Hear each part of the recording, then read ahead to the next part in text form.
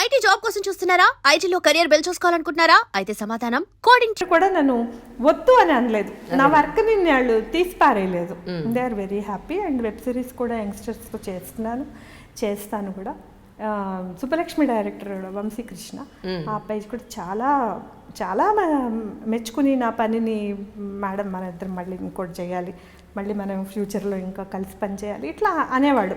So ఇట్లా అందరూ అంటున్నారు. ఇప్పుడు నా దగ్గర అసిస్టెంట్ డైరెక్టర్స్గా చేసి స్క్రిప్ట్ రైటింగ్ నేర్చుకొని నా దగ్గర వచ్చిన వాళ్ళందరూ పెద్ద పెద్ద డైరెక్టర్లు అయ్యారు. సో వాళ్ళు కూడా పనిచేయడానికి నాతో రెడీగానే ఉన్నాయి. నాకు అలవాటు కదా ఆ పిల్లలు, లైక్ మై చిల్డ్రన్ వాళ్ళు. సో వాళ్ళు కూడా రెడీగానే ఉన్నారు.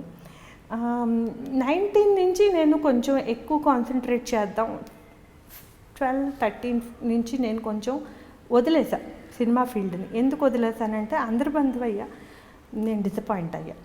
ఇంత మంచి సినిమా ఇంత కష్టపడి చేసాము, దానికి రావాల్సిన గుర్తింపు రాలేదు, ఏం చేస్తాం వీళ్ళకి అని చెప్పి తర్వాత నేను 2-3 కథలు చెప్పినప్పుడు పెద్ద హీరోలు మీ కథలు వినరు, ఇవి కొంచెం స్త్రీ సంబంధమైన కథలు ఇట్లా అన్నప్పుడు నేను కొంచెం మానేసి, సరేలే మనని ఎవరు పిలిస్తే వాళ్ళకే చేద్దామని టీవీ వెబ్ సిరీస్ వైపు వచ్చేసి. ఆ సందర్భంలోనేనా చిరంజీవి గారికి కూడా మీరు ఒక కథ వినిపించడం?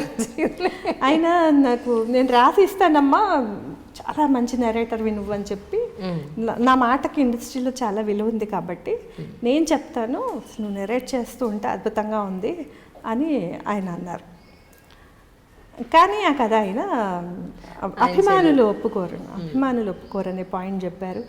ఒక విషయం మాత్రం నిజం, మనం ఓ సీన్ చెప్తే ఆయన 10 సీన్లు చెప్తారు. కామెడీ చెప్తే మనకు కడుపు నవ్వుతాం. అసలు ఏ రసమైన ఆయన అలా అభినయంతో మనకు చెప్తూ ఉంటే, నన్ను అరవింద్ గారు పంపించారు కథ నరేట్ చేయమని. తర్వాత నేను చక్కగా 3 సార్లు వెళ్ళాను. 3 సార్లు కూడా ఆయన చాలాసేపు, ఒక 3-4 గంటలు గడిపారు. కాఫీ వస్తే కూడా ఆయన అందించారు. అసలు ఎంత మర్యాద ఇచ్చారో, ఎంత అద్భుతంగా అనిపించిందో.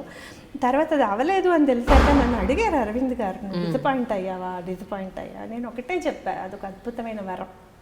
చిన్నప్పుడు ఎవరి సినిమాలు అయితే చూసి ఎవరిని ఆరాధ్య హీరోగా అనుకున్నామో ఆయనతోటి కూర్చొని అంతసేపు గడిపి మనం కథే చెప్తామా, మనం బోల్డ్ మాట్లాడతాం, బోల్డ్ విషయాలు చెప్తాం. తర్వాత ఆయన కామెడీ సీన్స్ చెప్తుంటే ఏం టైమింగ్, అసలు ఎంత నవ్వు వస్తుందో అంటే అంత నవ్వు వస్తుంది. మనం ఒక సీన్ చెప్తే చాలా, ఆయన 10 సీన్లు చెప్తారు వెంటనే. Very good screen play writer ఆయన, చాలా గొప్ప నెరేటర్ ఆయన. సో ఆయనే అన్నారు నేను చాలా బాగా నెరేట్ చేస్తున్నానని. అరవింద్ గారికి కూడా ఫోన్ చేసి చెప్పారు ఆయన, అంత మంచి రైటర్ ఇండస్ట్రీలో ఉన్నట్టే నాకు తెలియదు, ఒక లేడీ రైటర్ ఉన్నట్టే నాకు తెలియదు ఈ రోజు వరకు అని. నాకు అది చాలండి అని అన్నాను. కలిసి రాలేదు, పరిస్థితులు కూడా కొన్ని కలిసి రావాలి కదా. నిజంగానే వాళ్ళకి అభిమానులు ఉంటారు, వాళ్ళకు ఒక ఎక్స్పెక్టేషను, వాళ్ళకు ఒక మార్కెట్, వాళ్ళకి బిజినెస్ లెక్కలు అన్నీ ఉంటాయి అని నేను అర్థం చేసుకున్నాను. బట్ అది ఎప్పుడు నేను గుర్తుంచుకోదగ్గ ఒక మంచి అనుభవం, మెమరబుల్. అంటే నేను చిరంజీవి గారి హీరోగా ఉన్నప్పుడు నేను ఒక్కసారి కూడా కథ చెప్పలేదు అంటే అది మాత్రం ఫీల్ అయ్యేది. అవును. మీ వాయిస్ మాత్రం చిన్నపిల్లలు అలాగే ఉండిపోయింది. మీరు చాలా బాగా మిమిక్రీ చేస్తారని విన్నా, బోల్డ్ మంది ప్రైవేట్గా మాట్లాడుకోవాల్సిందే తప్పించి అంతేనా? ఓకే. అలాగే అంటే మీ రిలేటివ్స్ పొత్తూరి విజయలక్ష్మి గారు అని చెప్పని విన్నా అండి, అవునా? అంటే మాకు స్నేహం చాలా ఎక్కువ, బంధుత్వం దూరం. నేను వదిన అని పిలుస్తాను. ఓకే. ఇప్పటికి టచ్లో చాలా టచ్లో ఉంటాం మేము. నిన్ననే తన కథలకి నేను ముందు మాట కూడా రాసి పంపించాను. ఎట్లా అంటే అసలు తను మైక్ దగ్గరికి వెళ్ళింది అంటే చాలా నవ్వుతూనే ఉంటాం అన్నమాట. అసలు జనంలో కూర్చుని ఆవిడ గొంతు, ఆవిడ మాటలు వినాలంటే నాకు చాలా ఇష్టం. హాస్యం రాయడం ఒకవైపు అయితే మాట్లాడి రంజింపచేయటం చాలా కష్టం. ఆవిడ చాలా మంచి వక్త, హాస్యపూరితమైన సంభాషణ చాలా బాగా చేస్తుంది ఆవిడ. లేడీస్లో మేము ఇద్దరమే హాస్యం అటెంప్ట్ చేస్తాం. మల్లాది గారు అన్నారు ఒకసారి, కామెడీ రాయాలంటే పొత్తూరు విజయలక్ష్మి కానీ బలభద్రపాత్రం రమణ కానీ రాయాలని మల్లాది వెంకటకృష్ణమూర్తి గారు. అట్లాగే వీరేంద్రనాథ్ గారు కూడా నువ్వు పీజీ వుడ్ హౌస్ లాంటి నవలలు రాయొచ్చు, చాలా సెన్స్ ఆఫ్ హ్యూమర్ ఉంది నీ దగ్గర అని అన్నారు. బట్ ఆయన మా గురువు వీరేంద్రనాథ్ గారు. ఇప్పటికి కూడా నేను ఏ కథ రాసినా ఆయన చదివి దాని గురించి చర్చించి తను రాస్తున్నవి నాకు చూపించి నన్ను కూడా అడుగుతూ ఉంటారు, ఇది ఎలా ఉంది బాగుందా అని. నేను చాలా బ్లెస్డ్, చాలా పెద్ద పెద్ద వాళ్ళతోటి. నిజమండి, నిజం. నేను కూడా మేము చాలా చూసాను యాక్చువల్ నెట్లో వెతికినప్పుడు. చాలా గొప్ప వాళ్ళతోటి, చాలా మంచి వాళ్ళతోటి మీకు మంచి స్నేహం. పరచూరి బ్రదర్స్ ఉన్నారు, మా అమ్మాయి అని చెప్తారు, చాలా ఆపేక్షగా మాట్లాడతారు. అట్లాగే ఇప్పుడు రామనాయుడు గారు ఉన్నప్పుడు నానక్రమ్ కూడా తోటలోంచి తోటకూరది కోసుకొచ్చి, రమణ తోటకూర నీకు ఇష్టం, ఇక వంకాయలు నీకు ఇష్టం, గుత్తి వంకాయ చేసి తీసుకురా అని. అంటే వాళ్ళు ఎంత రిచ్చో, వాళ్ళు డైమండ్ నెక్లెస్ ఇవ్వచ్చు, ఏమన్నా చెయ్యొచ్చు, కానీ దానికంటే కూడా నాకు ఇది ఎక్కువ. నేను పెంచాను, నేనే దాన్ని నీళ్లు పోసి పెంచాను. వంకాయలు ఇక పచ్చిమిరపకాయలు కాసాయని గుప్పిడి పచ్చిమిరపకాయలు. ఆయనకి ఏమో పట్టింది, నేను తీసుకెళ్ళాలి, నేను వండుకోవాలి, నేను తినాలి అంటే అది ఎంత ఆపేక్ష ఉంటే మనసులో అంటారు. నాగేశ్వరరావు గారు కూడా ఒకసారి పచ్చడి పడతావా, మామిడికాయలు పంపిస్తాను అన్నారు. నేను ఆవకాయ బాటిల్ తీసుకెళ్ళిస్తే ఎంతో సంతోషించారు పాపం. అట్లా నాకు ఇప్పుడు అరవింద్ గారు కూడా మామిడి పళ్ళు అవి వచ్చిందంటే సీజన్ బాగా పంపిస్తూ ఉంటారు. అందరికీ ఒక నాకు మంచి సత్సంబంధాలు ఉన్నాయన్నమాట. నేను ఒక ఫోన్ చేస్తే దానికి ఒక విలువ ఉంది. కొత్తల్లో నేను చాలామందిని అసిస్టెంట్ డైరెక్టర్స్గా ఒక ఫోన్ కాల్తో పెట్టించేసేదాన్ని, అంత ఉండేది నాకు. ఇప్పుడు చాలా మారిపోయాయి ఈ పరిస్థితులు. నాకు తెలియదు మారిపోయాయి అని ఇప్పుడు పిల్లలు చెప్తున్నారు. నేను ఇప్పుడు అలాంటివి ఏం చేయట్లేదు. నేను కొంచెం మా అబ్బాయి పెళ్ళి అవ్వడం, కోడలు రావడం, మళ్ళీ చిన్న అబ్బాయికి సంబంధాలు అటు నుంచి అక్కడ లేరు ఇప్పుడు ప్రస్తుతానికి, వేరే ప్లేస్లో ఉన్నారు, డైవర్ట్ అయ్యాను. అన్నీ కరెక్ట్గా చేయాలి కదమ్మా. సో లైఫ్కి అచీవ్మెంట్ అంటే ప్రొఫెషనల్గా ఎంతైనా ఉండొచ్చు. ఎన్నో వాటిల్లో నేను మెంబర్గా ఉన్నాను, ఎన్నో వాటిల్లో నేను బాధ్యతాయుతమైన పదవులు పోషిస్తున్నాను. కానీ ఇంట్లో పదవి మర్చిపోతే ఇక జీరో. ఎన్ని చేసినా వేస్ట్ ఇది కరెక్ట్గా లేకపోతే. నిజం. సో వీటి మీద కూడా నేను సమానమైన శ్రద్ధ పెట్టడం వల్ల కొంచెం ఇవన్నీ తగ్గాయి అన్నమాట. అంటే రాబోయే రైటర్స్కి కానీ, రావాలి అనుకునే వాళ్ళకి కానీ, లేదా ఉన్న వాళ్ళకి కానీ, అది స్త్రీలైనా పురుషులైనా, మీరేమంటారు? అసలు ఒక రైటర్కి ఉండాల్సిన లక్షణం ఏమిటి మీ ఉద్దేశ ప్రకారం? ఫోకస్, చేసే పని మీద ఫోకస్ ఉండాలి. సినిమా ఫీల్డ్లోకి వచ్చాం కదా అని చెప్పేసి పక్కదారులు పట్టి వెళ్ళిపోయారు ఇంటికి చాలామంది. చేస్తున్న పని కంటే కూడా ఎక్స్ట్రా కరిక్యులర్ ఎక్కువ ఉండకూడదు. రచన మీద ఉండాలి. తర్వాత నీకు నువ్వు గౌరవం ఇచ్చుకోవాలి. నీకు నువ్వు గౌరవం ఇచ్చుకుంటే పక్కవాడు కూడా గౌరవం ఇస్తాడు, 10 మంది గౌరవం ఇస్తారు. నీ గౌరవం పోగొట్టుకోవడం, పెంచుకోవడం నీ చేతుల్లో ఉంది. దుర్గంధం వస్తుందంటే ఆ కిటికీ తలుపు వేసేసుకుంటాం, అటువైపు వెళ్ళాం. అది నా స్వేచ్ఛ, నేను వెళ్తాను, అయినా రాకూడదు దుర్గంధం అని మనం చెప్పలేము. ఆ హక్కు మనకు లేదు.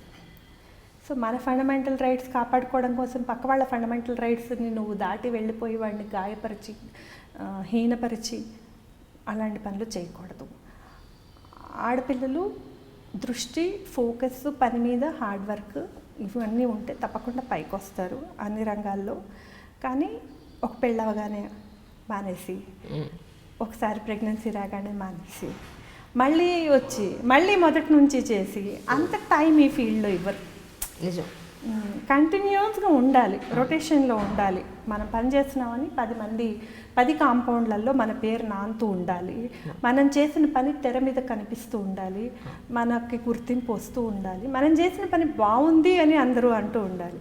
ఏ టీవీలో అన్నా వచ్చినప్పుడు 4 బూతులు రాకూడదు, మనకి ఫోన్లు చేసి తిట్టకూడదు, నీ మొహంలా ఉంది ఇంకెప్పుడు చేయకు అని. చిన్నప్పుడు మేము బాలానందానికి వెళ్ళి ఒకసారి మొత్తం గ్రూప్ అంతా ఓ పాట నేర్చుకుని పాట పాడొచ్చాము. ఎప్పుడు రాని మా కాలనీలో మా ఫ్రెండ్ వాళ్ళ అమ్మగారు, వాళ్ళ నాన్నగారు మా ఇంటికి వచ్చారు. మీరు బాలానందంలో పాట పాడారు కదే ఇవాళ అంటే మెచ్చుకోవడానికి వచ్చారు అనుకున్నాం. చంపేస్తాం ఇంకోసారి వెళ్ళామంట. అయ్యో ఎంత ఘోరంగా పాడారో తెలుసా మీరు? అయ్యో నా జీవితంలో మర్చిపోలేని దెబ్బది. ఇంకెప్పుడు మొత్తం మా గ్రూప్ని తిట్టారు. మీకేం మాయ రోగం వచ్చింది, మిమ్మల్ని ఎవరు వెళ్ళమన్నారే, అసలు మీ గొంతులు కనీసం మీ ఇంట్లో వాళ్ళైనా విని భరిస్తారా అని అన్నారు. అంటే మేము అంత గార్ధప స్వరాలతో అంత గొంతు చించుకుని పాడాలనుకుని పాడామన్నమాట ఆ రోజుల్లో. సో అట్లా ఎవరు తిట్టకుండా మనం చేసే పని బాగుందేనా, ఓ కథ పడింది అంటే 4 ఫోన్ కాల్స్ బాగుందని రావాలి కానీ వెంటనే తిడుతూ రాకూడదు. నా గురించి పెద్దగా చెడ్డ పేరు లేదని నేను అనుకుంటున్నాను. అయ్యో అసలు లేదు, నేను తెలిసిన వాళ్ళకి అంటే ఈ యూట్యూబ్లు వెబ్సైట్లు వచ్చే కాలంలో కూడా నేను చాలా జాగ్రత్తగా ఉన్నాను, నేను చాలా ఫోకస్డ్గా ఉన్నాను నా పని మీద. మంచి కథలు రాశారు, నావెల్స్ కానీ చాలా మంచి డైలాగ్ రైటరు, చాలా మంచి కథలు రాస్తారు అనే ఒక మంచి పేరు ఉంది మీకు. Very proud of my stories and novels. యాక్చువల్గా అది నేను ఒక్కదాన్ని చేసుకునే పని, ఇవన్నీ టీమ్. అవును. సో సమిష్టిగా చేసే పనుల కంటే నేను ఒంటరిగా చేసే పనులన్నీ నేను బాగా ఎంజాయ్ చేస్తాను. బాగా గుర్తింపు కూడా వచ్చాయి వాటికి. నిజంగానే ఎంతమంది రైటర్లు ఉన్నారు, వేల మంది. ఎంతమంది సినిమా ఫీల్డ్లోకి వచ్చారు, ఎంతమందికి తెర మీద పేరు పడింది, ఎంతమందికి పదవులన్నీ వస్తున్నాయి. సెన్సార్ బోర్డ్ అని, నంది అవార్డ్స్ అని, రైటర్స్ వర్క్షాప్లో ఒక వైస్ ప్రెసిడెంట్ అని, జాయింట్ సెక్రటరీ అని, జూరీస్లో కానీ విమెన్ ప్రొటెక్షన్ సెల్ చైర్పర్సన్ అని కానీ ఎంతమందికి వస్తాయి. ఇప్పుడు ఉన్నారండి విమెన్ ప్రొటెక్షన్ సెల్? మొన్ననే పెట్టాం. అవునా? కంగ్రాచులేషన్స్ అండి. నేను సో విమెన్ చాలా మందికి నేను చెప్పచ్చు, మన వాళ్ళు ఉన్నారు, మీరు ధైర్యంగా. రైటింగ్ సైడ్ ఏమొచ్చినా మేము చూసుకుంటాము. అసలు రైటర్స్కి అసలు ఎటువంటి ఎదురు దెబ్బ తగలనియం, తగిలితే మేము యాక్షన్ తీసుకుంటాము. అసలు యూట్యూబ్లోకి వెళ్ళిపోకుండా మా దగ్గరికి రావాలి, మా దగ్గరికి వస్తే కదా మేము చేస్తాము. సో ఫస్ట్ మనము కెమెరాకి వెళ్ళి చెప్పేసుకున్న తర్వాత ప్రాబ్లం సాల్వ్ చేయలేము. నిజం, క్రిటికల్ అయిపోతుంది. బికాజ్ ఈఎంఐదే తప్పంటారు విన్న వాళ్ళందరూ కూడా పాపం. సో విక్టిమ్ ఎవరో మనకి తెలియదు. ఫస్ట్ మనం తీసుకోవాల్సిన జాగ్రత్త ఏంటంటే ఇండస్ట్రీలో పెద్దలు ఎవరున్నారు, దీనికి సంబంధించిన కమిటీ ఉందా, దానికి చెప్తే మేము గోప్యంగా పరిష్కరిస్తాం. నువ్వు ఒక్కసారి బట్ట బయలు చేసేసిన తర్వాత మనం ఏం చేయలేము. చింపేసిన తర్వాత కుట్టడం చాలా కష్టం. నిజం. అది నేను కూడా ఓపెన్గానే ఈరోజు చెప్తున్నాను. నాకు ఒక వేదిక దొరికింది కాబట్టి ఎవరైనా సరే రైటర్స్ మా దగ్గరకు వస్తే, అమ్మాయిలు కొత్తగా వస్తున్న వాళ్ళు పాటలు, నేను రైటింగ్ వైపే చూసుకుంటున్నాను. మాది వేరు కమిటీ, ప్రతి రంగానికి ఒక కమిటీ పెట్టి చూడాలని చెప్పి. సో ఈ మధ్య వస్తున్న ఈ ప్రాబ్లమ్స్ అన్నీ చూడడం వల్లే మేము అనుకున్నాం, అవును రైటర్స్ చాలాసేపు చర్చించాలి, చాలా క్లోజ్డ్ వాల్స్ మధ్య మేము పనిచేస్తాం. మా చుట్టూ 100 మంది ఉండరు సెట్లో ఉన్నట్టు. కరెక్ట్. సో ప్రాబ్లమ్స్ వస్తున్నాయేమో మనం అడ్డు కూడా అర్థం చేసుకొని ఒక కమిటీ ఉంటే మంచిది. వాటికి కొన్ని నామ్స్, వాటికి కొన్ని రూల్స్, కొంత డిసిప్లిన్ పెట్టుకొని ఇవి అతిక్రమించితే అవతలి వాళ్ళకి ఇది పనిష్మెంట్, బ్యాన్ చేయడం, వాళ్ళది క్యాన్సిల్ చేయడం, లైసెన్స్ ఇవన్నీ చేయాలి అని చెప్పేసి మేము తీవ్రంగా అనుకొని మా కమిటీ వాళ్ళు, మేం కాదు ఎగ్జిక్యూటివ్ కమిటీ వాళ్ళు, ఒక కమిటీని ఏర్పాటు చేసి దానికి నా అంగీకారం అడిగి నన్ను పెట్టి, ఇంకా ఉమా గారు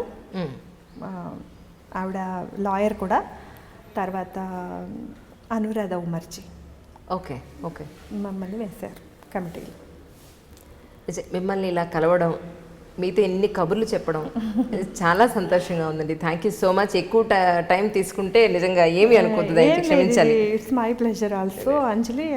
enjoy talking to you and ఈ అవకాశం ఇచ్చిన ఐ డ్రీమ్స్ వాళ్ళకి చాలా కృతజ్ఞతలు. Thank you.